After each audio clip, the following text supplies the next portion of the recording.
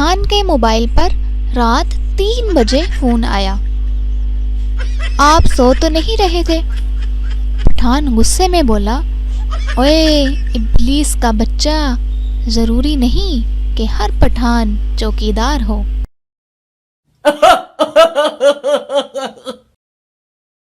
पठान, बेटा 2 बिस्तर क्यों लगाए? बेटा बोला, घर पर गेस्ट आने हैं।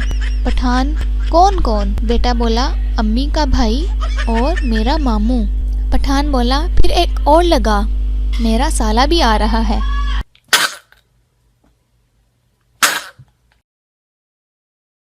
जज, इस पठान के दोनों कान काट दो। पठान बोला, नहीं, मैं अंधा हो जाऊंगा। जज बोला, कान काटने से अंधे कैसे हो जाओगे? पठान बोला, चश्मा तेरी माँ के कान पे लगाऊंगा क्या, जाहिल कहीं के।